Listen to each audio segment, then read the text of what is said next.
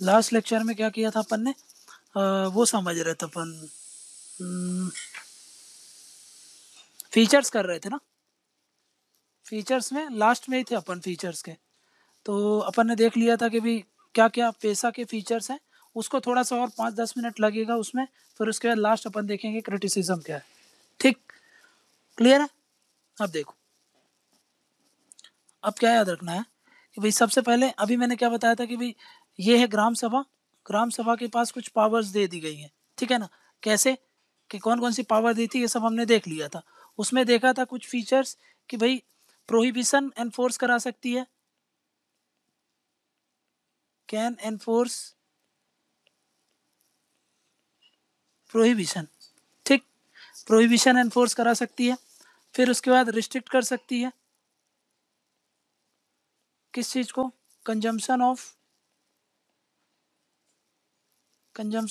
Any intoxicant, ठीक, alcohols वगैरह, है ना। ये सब के लिए वो क्या कर सकती है, वो कर सकती है, प्रोहिबिशन लगा सकती है। दूसरा क्या देखा था कि ओनरशिप, ठीक, ओनरशिप ऑफ किस चीज का, माइनर फॉरेस्ट प्रोड्यूस होते हैं जो, माइनर फॉरेस्ट प्रोड्यूस मतलब समझते हो, जैसे कि पत्तियां वगैरह, तेंदू पत्ता लेना है, ठीक, बेर वगैरह निकालना है फॉरेस्ट से, ठीक है। छोटे छोटे जो मान लो लकड़ी वगैरह कलेक्ट करना है, बट काट करके नहीं, जो वहीं पर छोटे छोटे तने जो टूट कर गिरे रहते हैं, वो सब कहलाते हैं माइनर फॉरेस्ट प्रोड्यूस। इसको करने के लिए, इसको चालू करने के लिए भी क्या बोला है कि भाई इसका ओनरशिप राइट भी किसके पास रहेगा, तो ग्राम सभा के पास रहेगा, ठीक है। नेक्स्ट, इसके पास पावर होगी मैनेज करने की, पावर टू मैनेज क्या, किसको, जो विलेज मार्केट्स होते हैं ना, मेला गांव में जो मेला वगैरह लगता है ना, मेला बोल रहा हूँ, बाजार वगैरह, तो वो किस तरीके से लगना है, उसके क्या रूल्स एंड रेगुलेशन होंगे, कैसे उसको मैनेज करना है, वो सब काम किसका होगा, वो सब काम होगा किसका, ग्राम सभा का, ठीक। दूसरा, गांव के अंदर जो भी मनी लेंडिंग एक्टिविटीज होती है, मनी लेंडिंग एक्टिविटीज समझा के, उसको कंट्रोल करने का पावर होगा, ठीक। मनी लेंडिंग एक्टिविटी समझते हो ना कि भाई जो मान लो कि भाई गिरवी वगैरह रख देते हैं सामान वगैरह, साहूकार से पैसा लेना, ठीक है। इन सब से जो भी ट्राइबल्स वगैरह पैसा लेते हैं, जो भी उसमें वो रखते हैं अपना सामान वगैरह, वो कैसे मैनेज करना है, वो सब इसके पावर रहेगी, ठीक है। नेक्स्ट, ये इसके पास और पावर रहती है, power to control, power to control क्या, पावर टू कंट्रोल एक तो जो इंस्टीट्यूशंस है, समझना क्या, इंस्टीट्यूशंस जैसे कि अभी बताया था ना, जैसे कि ग्राम पंचायत, उसको कंट्रोल करने का, ठीक है। फंक्शनरीज जो इनके लिए काम करते हैं, ठीक है, उनको कंट्रोल करना। प्लस जो लोकल प्लान्स होंगे ना, याद करो हमने देखा था ना, कई लोकल प्लान्स बिना ग्राम सभा की परमिशन के नहीं आते हैं, लोकल प्लान्स। प्लस एक चीज और देखा था ना कि भाई पैसा खर्च करना है कि नहीं, उसके लिए पहले ग्राम पंचायत ग्राम सभा से परमिशन लेती है, तो मतलब रिसोर्सेस पर भी उसका कंट्रोल रहता है। क्लियर है ये बात, ये देख लिया था हमने, क्लियर। ये कल देख लिया था ना, इनमें से कौन कौन से पॉइंट्स देख लिए थे अपन ने।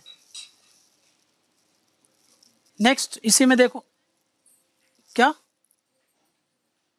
क्या, अच्छा ठीक है। अच्छा, वो ओनरशिप वाला एक और बताया था ना कि भाई ये ग्राम सभा है, ये ग्राम सभा है पूरे गांव के लिए। अब मान लो कि भाई यहाँ का कोई लैंड है, ठीक है, और गवर्नमेंट इसका क्या करना चाह रही है, इसको एक्वायर करना चाहती है, इसको बोलते हैं हम लैंड एक्विजिशन,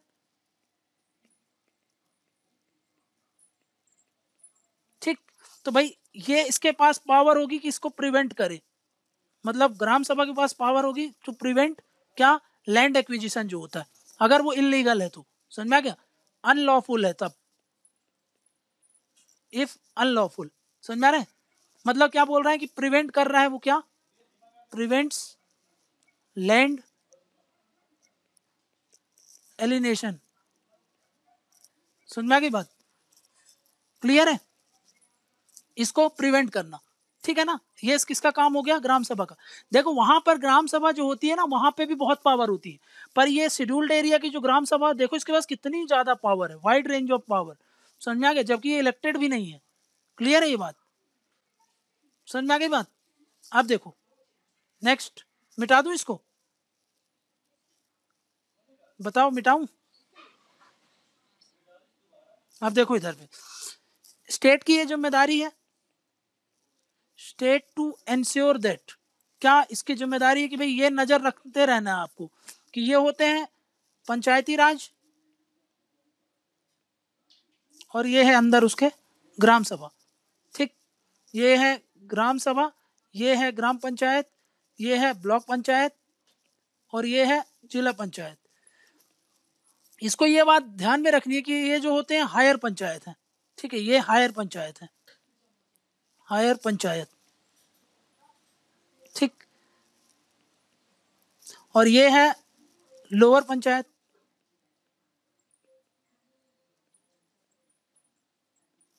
ठीक है, तो ये जिम्मेदारी है कि भी जो हायर पंचायत है ना, इसकी अथॉरिटी को, इसकी पावर को और इसकी अथॉरिटी को, जो भी ये काम करता है उसको अपने पे एक्वायर ना कर ले, डू नॉट एक्वायर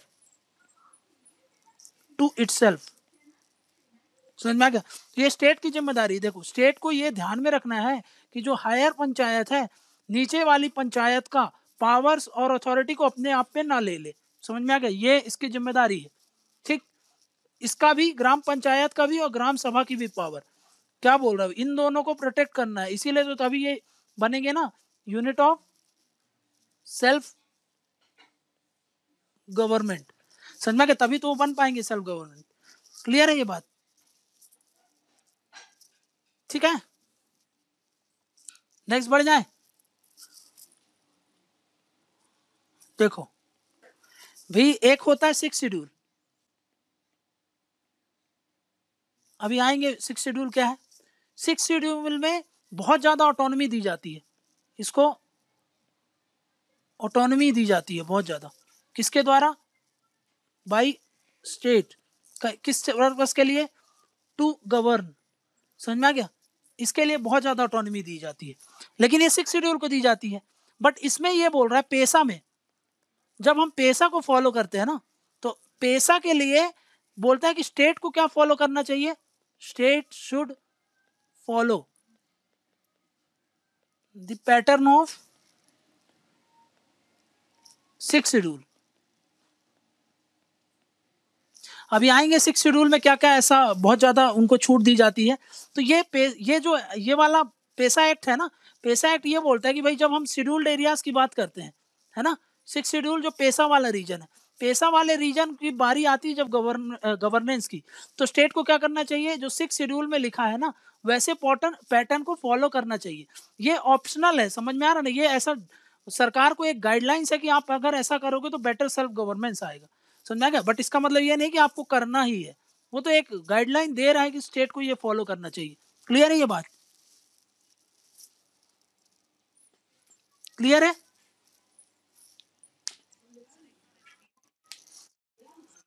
ठीक है, देखो इधर पे एक है सिक्स शेड्यूल।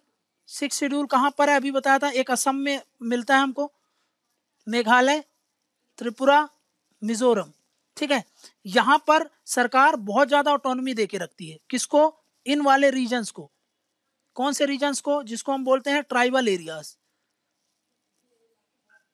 अभी हम क्या पढ़ रहे हैं? Scheduled areas. पर यहाँ पर क्या बोल रहा है कि एक ट्राइबल एरियाज होते हैं। ट्राइबल एरियाज कहाँ होते हैं? ये इन स्टेट्स में, असम, मेघालय, त्रिपुरा, मिजोरम, ये चार स्टेट्स में। इनमें क्या करती है सरकार? बहुत ज्यादा ऑटोनॉमी देके रहती है। वो इस सरकार के द्वारा बहुत ज्यादा ऑटोनॉमी मिलती है, तो वो अपने आप को बहुत अच्छे तरीके से गवर्न कर पाते हैं। समझ में आ गया? ऑटोनॉमी क्यों दी गई है? ताकि वो बहुत अच्छे तरीके से अपना गवर्न कर पाए, लोकल कंडीशन को, लोकल कस्टम, ट्रेडिशंस को ध्यान में रखते हुए अपने हिसाब से गवर्नेंस बाय देयर ओन, अपने हिसाब से वो अपने गवर्न करते हैं। ये तो सिक्स शेड्यूल में ऐसा होता है।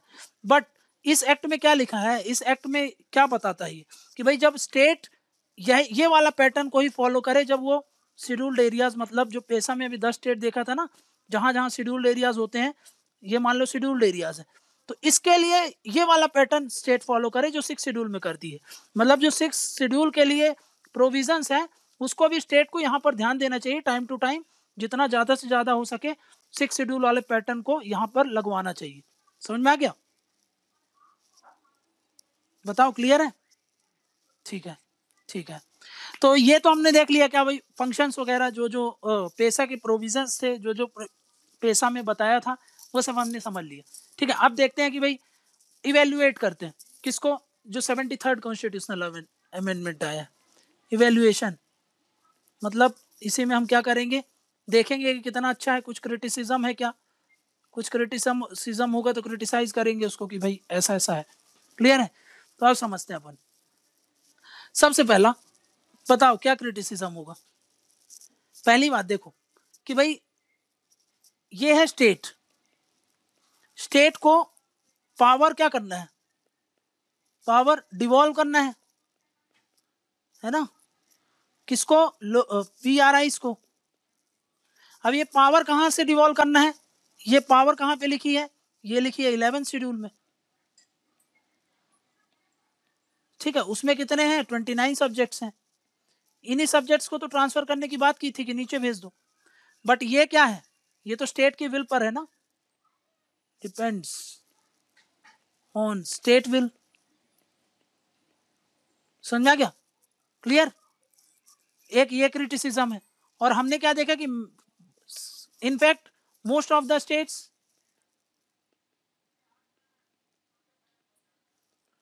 डू नॉट, या फिर हैव नॉट कर लो, हैव नॉट ट्रांसफर्ड क्या, ये पावर जो डिवॉल्व करनी थी, वो फॉलो ही नहीं किए, ट्रांसफर ही नहीं किए। ठीक है, मतलब क्या बोल रहा हूं कि भाई ये जो ये था, ठीक है ना, ये जो सब्जेक्ट्स हैं ये क्या थे, ये ऑप्शनल है कि मैंडेटरी है, ऑप्शनल है, नॉट मैंडेटरी। ये क्रिटिसिज्म है। अगर मैंडेटरी होता तो भाई, मैंडेटरी होता तो भाई भेजना ही पड़ता, उनको पावर देनी ही पड़ती, बट मैंडेटरी ही नहीं है। तो क्या हो गया भाई, ये किस पर डिपेंड कर देते हैं, ये इन पर डिपेंड करते हैं, है ना, इनका डिपेंडेंस बढ़ जाता है। डिपेंडेंस बढ़ गया कि जब तक स्टेट हमको पावर नहीं देगी हम कुछ कर ही नहीं सकते। समझ में आ गया? नेक्स्ट बढ़ूं आगे। नेक्स्ट देखो, नेक्स्ट क्रिटिसिज्म क्या है कि भाई ये है लोकल बॉडीज, अभी के केस में PRIs। ठीक, ये क्या हो रहा है, फाइनेंशियली किसी भी इंस्टीट्यूशन के लिए सबसे बेस्ट जो होता है भाई, अपने वो ढंग से काम कर पाए, उसको बोलते हैं हम फाइनेंशियली ऑटोनोमस हो। बट ये तो फाइनेंशियली ऑटोनोमस है क्या, फाइनेंशियल ऑटोनॉमी है इनके पास, इनके पास कोई फाइनेंशियल ऑटोनॉमी नहीं है। अपने से पैसा टैक्स नहीं लगा सकते, अपने से टैक्स कलेक्ट नहीं कर सकते, समझ में आ रहा, फीस नहीं लगा सकते, फीस कलेक्ट नहीं कर सकते जब तक स्टेट गवर्नमेंट नहीं बोलेगी। तो पैसा कहाँ से आएगा इनके पास, तो फाइनेंशियल ऑटोनॉमी है ही नहीं इनकी। तो क्या है फिर, कैसे चलता है इनका काम। अब वही जो पढ़ा था अपन ने, फाइनेंशियल डिपेंडेंस,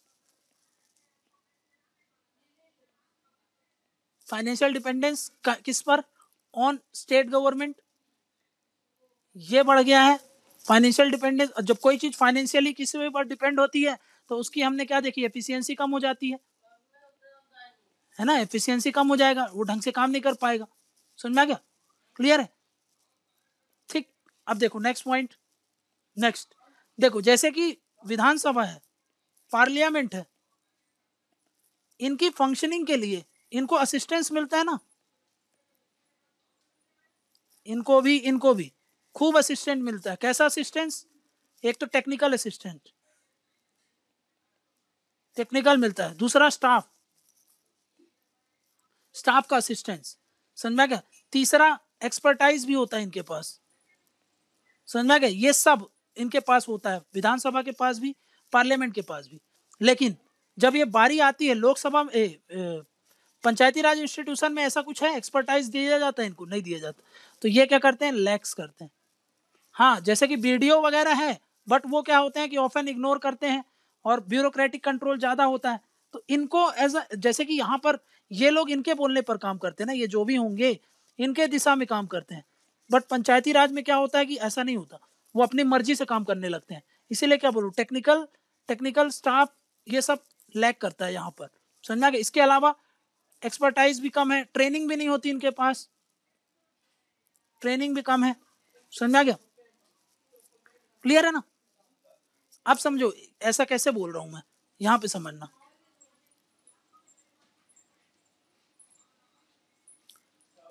जो जो यहां पर काम नहीं कर पाते ना अच्छे से, यहां के जो अंडर परफॉर्मर्स होते हैं, अंडर परफॉर्मर्स, उनको यहां पर भेज दिया जाता है, यहां पर थ्रोन टू, ये देखो यहां पर भेज दिया जाएगा उनको कि जाओ भाई यहां पे आप परफॉर्म नहीं कर पाए तो आपकी ड्यूटी है यहाँ के लिए जाके काम करो।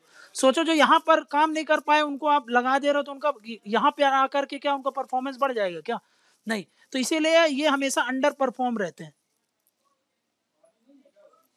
एक तो ट्रेनिंग कम है इनके स्टाफ्स के पास, स्टाफ नहीं है, एक्सपर्टीज नहीं है, टेक्निकल असिस्टेंस नहीं मिलता, ठीक है। ये सब के कारण क्या हो रहा है, ये अंडर परफॉर्म रह जाते हैं, ये फेल हो जाते हैं मैनेजमेंट में, कोई भी चीज को मैनेज कर नहीं पाते। समझ में आ गया? किसी चीज को रनिंग में, किसी चीज को रन नहीं कर पाते, इन सब में ये पीछे रह जाते हैं। समझ में आ गया? ठीक है। प्लस इनको कोई ट्रेनिंग वगैरह नहीं है, ये सब तो हमने देख लिया। नेक्स्ट आते हैं।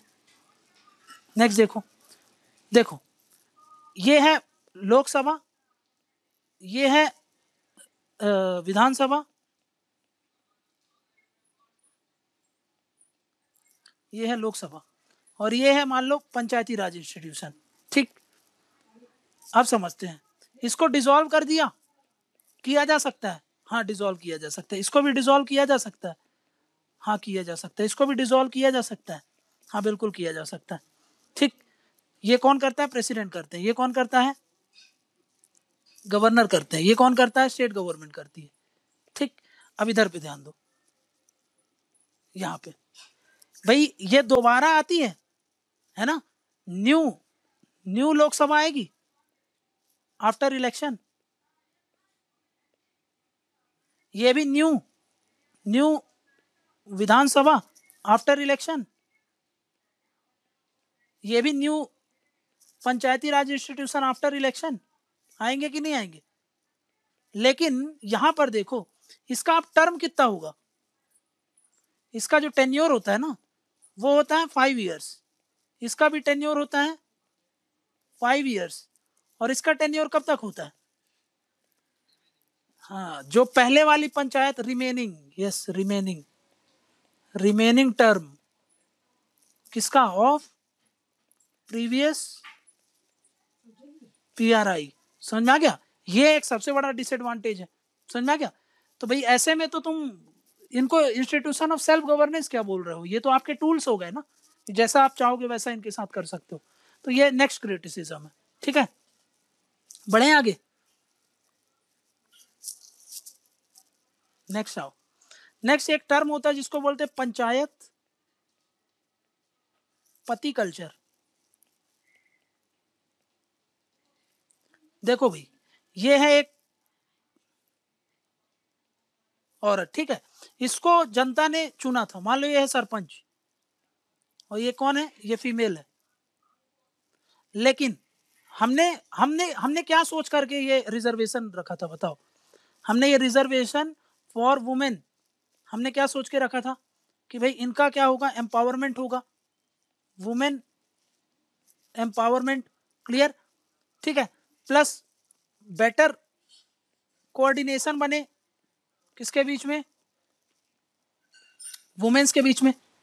ठीक है, वुमेन्स की वॉइस को हम यहाँ पर बेटर तरीके से रख पाएंगे, वुमेन्स वॉइस, समझ में आ गया? उसको हम बेटर तरीके से रख पाएंगे। ये तो हमने सोच के किया था, और हमने इसके लिए रिजर्वेशन क्राइटेरिया भी रख दिया था कि भाई not less than, not less, है ना, नॉट लेस देन 1/3 सीट जो होगी रिजर्व कर दी जाएगी, किसके लिए? इनके लिए। बट एक्चुअली में प्रैक्टिकल में क्या होता है कि भाई ये है इसका पति। ठीक, क्लियर? ठीक, अब ये व्यक्ति क्या कर रहा है, इसको सारा काम, ये अभी डी जुरे हो गई, समझा क्या? ये डी जुरे काम कर रही है, डी फैक्टो ये हो गया, समझा क्या? इन थ्योरी, थ्योरी में सारे पावर किसके पास है? इस वुमेन के पास। इन प्रैक्टिकल सारे काम कौन करता है? ये व्यक्ति। तो भाई हमारा जो एम्स एंड ऑब्जेक्टिव है वो तो कभी फुलफिल हो ही नहीं पाया ना, जो हम सोच के कर रहे थे वो रिमेन्ड ठीक है ना। एम्स एंड ऑब्जेक्टिव जो भी था रिमेन अनफिल्ड, समझा के, जो भी हमने सोचा था कि भी इससे हम ये सारे जो भी वॉइड्स है, वैक्यूम्स है, वो हम सब पूरा कर लेंगे, बट एक्चुअली में देखो डी फैक्टो इसके पास है, डी ज़ीरो इसके पास है, सारी मीटिंग ये अटेंड करते हैं, समझा क्या, सारे काम ये देखते हैं, इंप्लीमेंट ये कराते हैं, अटेंड करते हैं, ये जाती जरूर है मीटिंग में, लेकिन सब ध्यान कौन रख रहा है, ये कर रहा है, समझ रहा है। तो मीटिंग में सारे ऑन ग्राउंड, जो ग्राउंड ऑन ग्राउंड जाता कौन है, जनता की बार बार बात सुनने, वो यही व्यक्ति जाता है। ऑन ग्राउंड इम्प्लीमेंटेशन यही सब कुछ कर रहा है, समझ में आ गया। तो इसलिए ये ऑब्जेक्टिव जो हमने सोच के रखा था वो तो अनफिल रह जाएगा। क्लियर है ये बात? ठीक, नेक्स्ट देखो, नेक्स्ट बढ़े आगे। नेक्स्ट बोल रहा हूँ भाई, ये है पीआरआई इंस्टीट्यूशन। इनको, इनका जो होता है ना कंट्रोल, इनका कंट्रोल किसके पास रहता है ज्यादातर? अभी हमने देखा था क्या कि भाई ब्यूरोक्रेसी पर, और वो भी एक्सेसिव कंट्रोल रहता है, बहुत ज्यादा। मतलब यहाँ के जो पंचायत होते, सरपंच होते हैं ना, उनको बार बार ऑफन विजिट्स ब्लॉक ऑफिस, क्योंकि ये ब्लॉक ऑफिस से ही तो फंड अप्रूवल होगा, फंड अप्रूवल, ठीक, इसी से ही टेक्नोलॉजिकल सपोर्ट जो चाहिए,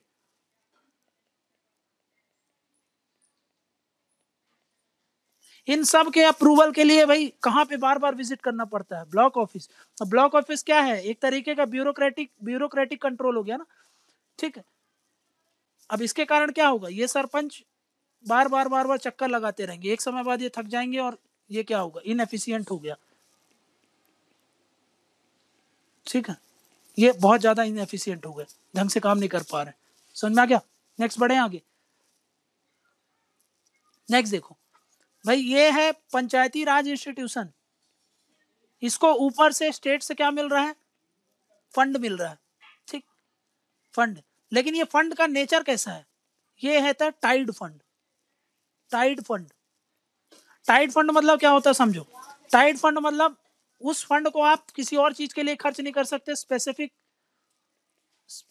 प्लान प्रोजेक्ट के लिए ही खर्च कर सकते हो, for specific plan project. Clear? अब मान लो कि भाई ये एक पंचायत है, इसके यहाँ बहुत अच्छी स्कूल है, ऑलरेडी एक अच्छी सी स्कूल है, और ऊपर से पैसा फंड जो आया वो टाइड है, मतलब स्कूल को बनाने के लिए पैसा आया।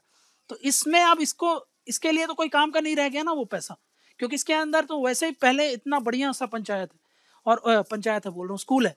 अब ऊपर से आपने एक और पैसा भेज दिया, बोल दिया कि भाई ये वाला टाइड फंड है। टाइड फंड है मतलब ये काहे के लिए? स्कूल के लिए है।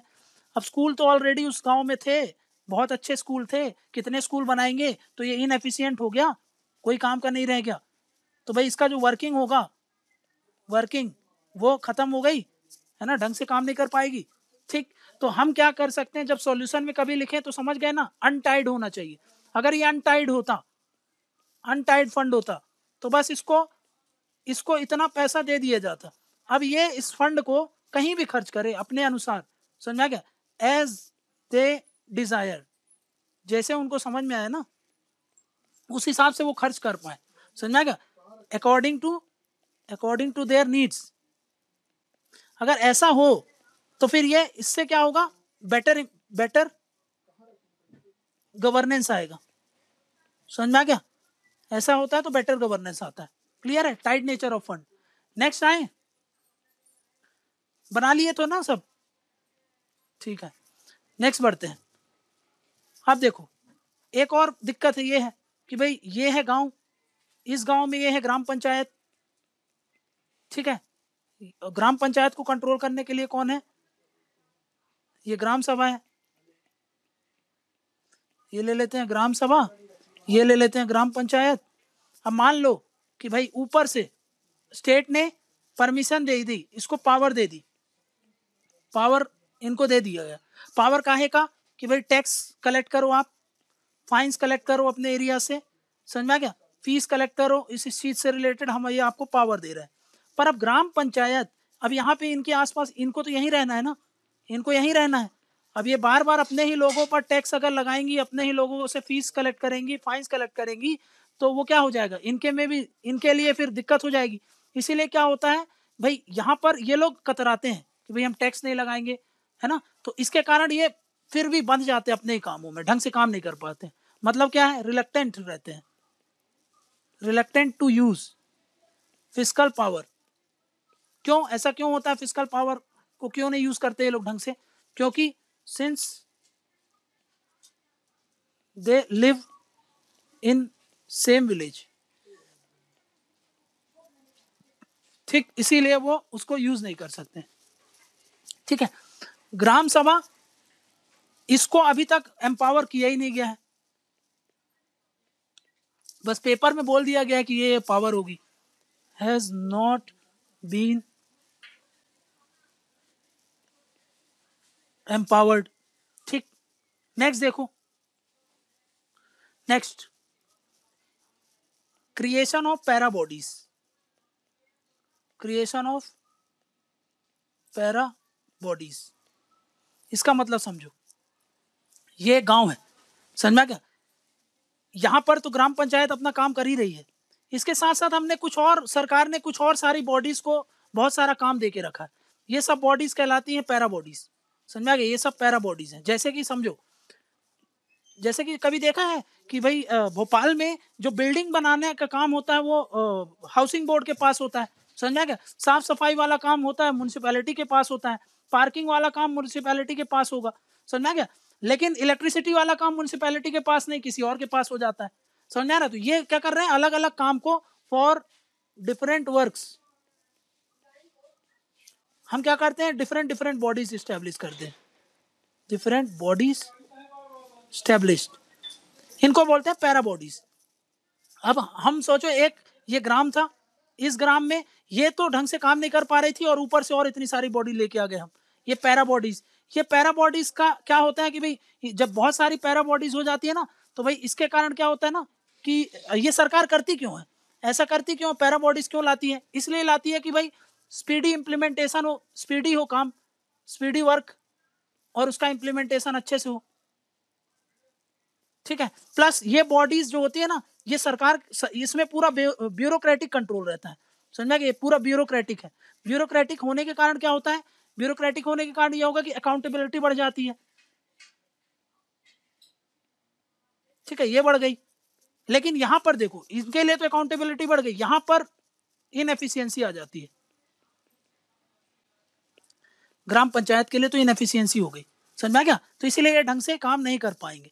क्लियर है, नेक्स्ट, क्लियर, नेक्स्ट पॉइंट देखो, पुअर इंफ्रास्ट्रक्चर, पुअर इंफ्रा किसके लिए, फॉर PRI, इनके लिए पुअर इंफ्रास्ट्रक्चर। कैसे, देखो इनके पास अभी बताया लैक करते हैं, क्या ह्यूमन रिसोर्सेस नहीं है, ह्यूमन रिसोर्सेस नहीं है, टेक्निकल स्टाफ नहीं है, ठीक, ऑफिसेस नहीं होते इनके पास, टूटी फूटी बिल्डिंग में रहते हैं, ठीक है, डेटाबेस लैक करता है, डेटाबेस लैक करता है क्योंकि ये लोग ICT का यूज नहीं करते, समझ में आ गया, इनके पास कोई भी डाटा कलेक्शन नहीं होता, कंप्यूटिंग फैसिलिटीज नहीं होती, समझ में आ गया, ये सब नहीं होता इनके पास, इसीलिए ये प्रॉपरली वर्क नहीं कर पाते, कैन नॉट वर्क प्रॉपरली। ठीक है, नेक्स्ट क्या बताया मैंने कि भाई ऊपर के जो अपर पंचायती राज इंस्टीट्यूशन होते हैं वो पावर ये एज्यूम कर लेते हैं अपने पे, assumes power and responsibility to itself, अपने पे ले लेते हैं, ठीक है, किसका, ऑफ ग्राम पंचायत एंड ग्राम सभा। तभी तो याद करो, स्टेट को ये जिम्मेदारी दी गई थी ना कि भाई आपकी जिम्मेदारी है कि देखना है कि जो ऊपर के पंचायती राज है, नीचे के पंचायती राज के जो इंस्टीट्यूशन है उनकी पावर्स को और उनकी रेस्पॉन्सिबिलिटीज को, उनकी अथॉरिटीज को अपने पे ना ले ले। क्लियर है, ये कुछ क्रिटिसिज्म्स हैं जो हमने अभी तक देखे हैं, इतनी चीजें आपको पता होनी चाहिए।